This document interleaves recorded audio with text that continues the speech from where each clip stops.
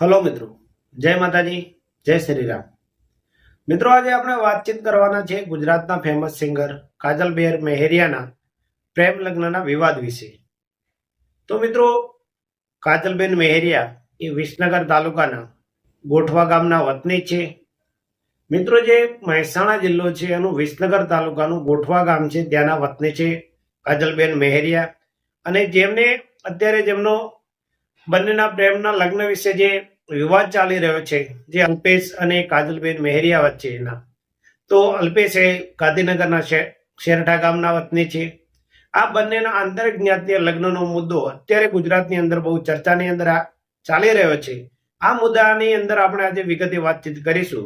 એના પહેલા મિત્રો, જો તમે મારી યુટ્યુબ ચેનલની અંદર નવા આવ્યા હો તો મારી ચેનલને લાઈક, શેર અને સબસ્ક્રાઇબ કરી લેજો, જેનાથી હું તમારા માટે આવા અદ્ભુત પ્રકારના વિડીયો બનાવતો રહું મિત્રો. તો મિત્રો, ગુજરાતની અંદર આંતરજ્ઞાતીય લગ્નનો મુદ્દો વારે ઘડી ચર્ચાની અંદર આવતો હોય છે. અને ખાસ કરીને જ્યારે ગુજરાતી સિંગરોમાં અને એમાં એક જો લેડીઝ સિંગર હોય અને તેની આંતરજ્ઞાતીય લગ્ન એમને કોઈ કર્યા હોય તો એ મુદ્દો સોશિયલ મીડિયાની અંદર તાત્કાલિક આવતો હોય છે. અને જે સમાજમાંથી દીકરી આવતી હોય છે એમના સમાજ દ્વારા અને એમના માતા પિતા દ્વારા વિરોધ નોંધાવવામાં આવે છે. એ આ મુદ્દો વારે ઘડી આવતો હોય છે. આના પહેલા આપણે કિંજલબેન દવે હોય, એના પહેલા આરતી સંઘાણી હોય, કિંજલબેન રબારી હોય, આમના દરેકના આંતરજ્ઞાતીય લગ્નના મુદ્દા ગુજરાતની અંદર એકબીજા સમાજને આમને સામને અને બહુ વિખવાદ વાળા આના પહેલા પણ બની ચૂક્યા છે. તમને ખબર છે કે જે કિંજલબેન રબારી આંતરજ્ઞાતીય લગ્ન કર્યા હતા અને જે રબારી સમાજ આખો એક થઈ ગયો હતો અને એના પછી કિંજલબેનને સમજાવીને એમના ઘરે પરત મૂકવામાં આવ્યા હતા અને તેઓ પણ અત્યારે રાજી ખુશીથી એમના ઘરે રહે છે. એવી રીતે મિત્રો, આરતી સંઘાણી તો એ તો માના જ ના હતા, એ તો એમના લગ્ન જ્યાં થયા હતા ત્યાં જ રહ્યા હતા. આમ મિત્રો, ગુજરાતની અંદર આંતરજ્ઞાતીય લગ્નનો મુદ્દો એ વારે ઘડી ચર્ચામાં આવે છે. અને જે અત્યારે જે ચર્ચાનો વિષય બન્યો છે આંતરજ્ઞાતીય લગ્નનો મુદ્દો, અને એની અંદર મુખ્ય બે પાત્રો છે, કાજલબેન મેહરિયા અને બીજા અલ્પેશ ઠાકોર, જે ગાંધીનગરના શેરઠાના વતની છે.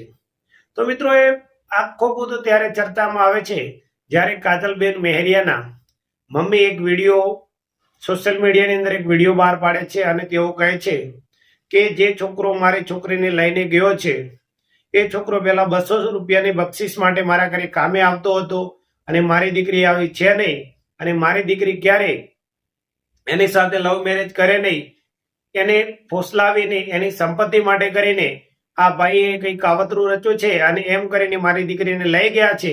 એને દરેક સમાજે મને સાથ અને સહકાર આપો અને મારી દીકરીને મારા ઘરે પરત લઈ આપો.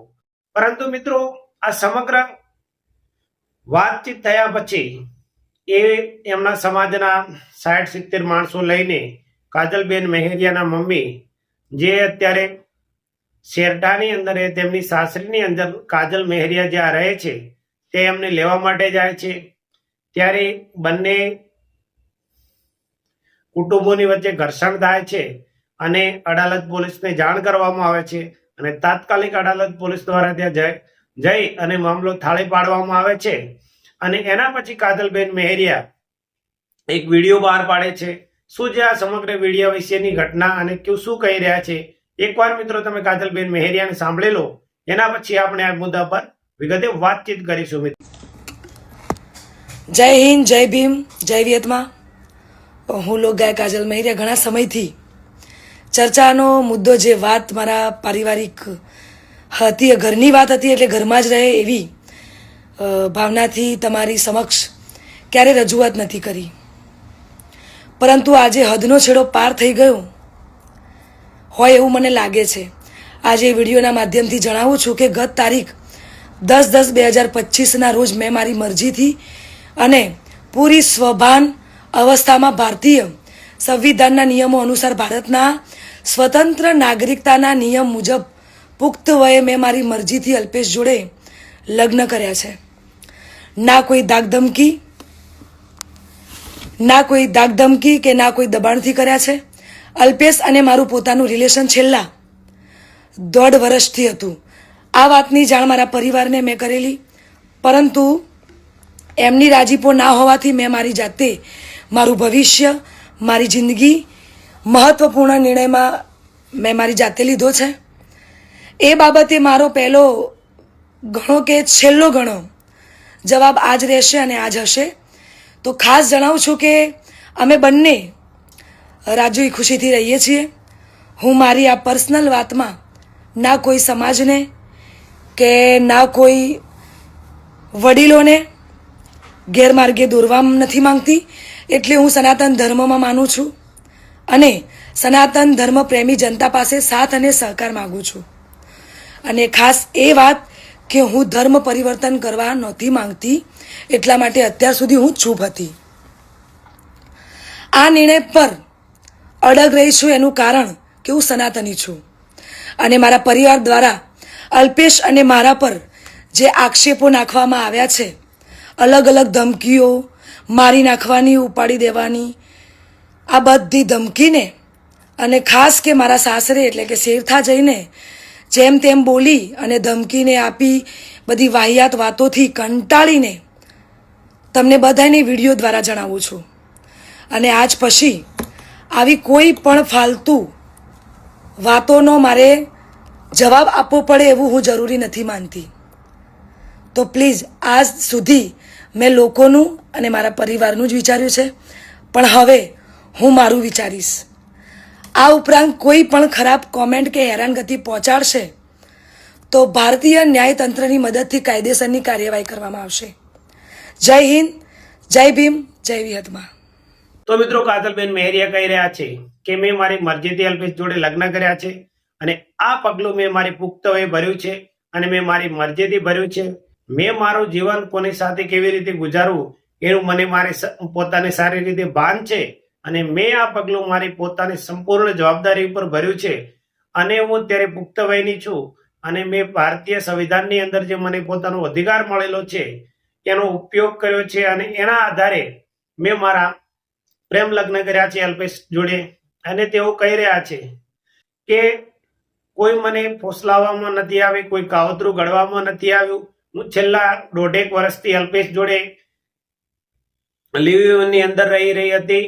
છેલ્લા 1.5 વર્ષથી અમારી બંને વચ્ચે વાતચીતો ચાલી રહી હતી અને અમે એકબીજા સાથે રહેતા હતા. અને તેઓ કહે છે કે મેં મારા ઘરે આની જાણ પણ કરી હતી.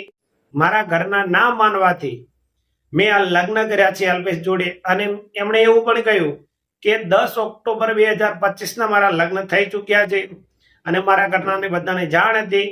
તો આટલા દિવસો કેમ કોઈએ કહી ના કીધું? અને અત્યારે એમને યાદ આવ્યું. અને હું તો લાસ્ટ કેટલાય સમયથી શેરઠાની અંદર મારી સાસરીની અંદર રહી છું, પણ એમને એવું કહ્યું કે એમના પરિવારને કોઈ કે ને કોઈ કે કાન ભરમાણી કરી હોય કે કોઈએ ચડાવ્યો હોય એવું લાગી રહ્યું છે. અને એમણે કહ્યું કે મેં કોર્ટની અંદર એમની અલ્પેશ જોડે મારા લગ્ન થઈ ચૂક્યા છે અને હું અલ્પેશ જોડે રહેવા માંગુ છું. છતાં પણ જો મને કોઈ પણ રીતે હેરાન કરવામાં આવશે અથવા અભદ્ર રીતે કોમેન્ટ કરવામાં આવશે તો એને હું કાયદાકીય રીતે જે થતું હશે એ પ્રમાણે હું કાયદાની રીતે તેમની સામે લડીશ. અને એમણે એવું પણ કીધું કે હું સનાતન ધર્મમાં માનું છું અને સનાતન ધર્મના આધારે મેં મારા લગ્ન કર્યા છે અને હું સનાતન ધર્મને માનતી હોવાથી હું કોઈ ધર્મ પરિવર્તન કરવા માંગતી નથી. એટલા માટે મેં આજ દિવસ સુધી કોઈ પણ વિડીયો નહોતો બનાવ્યો, કારણ કે મને એવું લાગતું હતું કે ઘરની વાત છે, ઘરની અંદર જ રહેવી જોઈએ, ક્યાંય બહાર ના જવી જોઈએ. પણ અત્યારે જે લોકો કરી રહ્યા છે એ જોઈને મને લાગ્યું કે મારે જનતાને જણાવવું જોઈએ અને મારે તમારો સાથની જરૂરત છે. તો મિત્રો, જે આંતરજ્ઞાતીય લગ્નનો મુદ્દો છે એ ગુજરાતની અંદર વારે ઘડી ચર્ચામાં આવતો હોય છે. આના પહેલા તમને ખબર છે અનેક એવા ગુજરાતી સિંગરોની સાથે આ બનાવ બની ચૂક્યો છે અને એ જ્યારે મુદ્દો બને છે પછી સમગ્ર સમાજ એક થાય છે અને પછી દીકરીની પર દબાણ કરવામાં આવતું હોય છે. તો શું મિત્રો, તમને શું લાગે છે, કાજલબેન મહેરિયા અને અલ્પેશના જે લગ્ન થયા છે એ પણ અન્ય લગ્નની જેમ સમાજના દબાણથી તૂટી જશે કે પછી જે લગ્ન એકબીજાની મરજીથી થયા છે એ પોતાની રીતે ટકી રહેશે કે શું થશે? એ સમગ્ર ઘટના વિશે મિત્રો તમને શું લાગી રહ્યું છે અમને કોમેન્ટ કરીને જરૂરથી જણાવજો, તો અમને પણ ખબર પડે અને માહિતી મળે કે તમને શું લાગી રહ્યું છે અને આગળ શું થવાનું છે. તો મિત્રો આ સમગ્ર ઘટના વિશે જ્યારે અડાલજ પોલીસને જાણ કરવામાં આવે છે ત્યારે અડાલજ પોલીસ ત્યાં પહોંચે છે શેરટા ગામની અંદર અને ત્યાં જઈને સમગ્ર મામલો થાળે પાડે છે.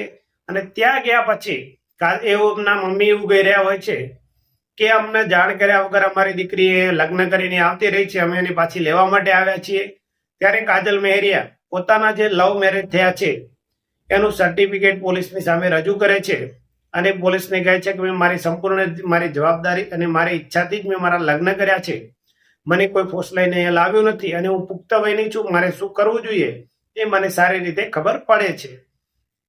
આના પછી પોલીસ બંને સમાજ જે બંને પરિવાર હોય છે એમને સમજાવીને એકબીજાના ઘેર મોકલે છે અને પોલીસ કહે છે કે આની અંદર એમની જોડે પૂરતા પ્રમાણમાં કાગળિયા છે, એમણે લવ મેરેજ કરેલા છે એટલે અમે કંઈ કરી શકતા નથી આની અંદર. અને પોલીસને કોઈ અત્યાર સુધી ફરિયાદ દાખલ કરવામાં નથી આવી, પણ પોલીસે બંનેને એકબીજાના સમાજ કે જે બી પરિવારના માણસો હતા ત્યાં પહોંચાતા એમને સમજાવીને એકબીજાના ઘરે પરત મોકલેલા છે મિત્રો. તો મિત્રો આગળ જે ઘટના બનશે એના વિશે આપણે અલગથી આગળ વિડીયો બનાવતા રહીશું. ત્યાં સુધી તમારી જોડેથી રજા લઈએ છીએ મિત્રો. જય માતાજી, જય શ્રી રામ.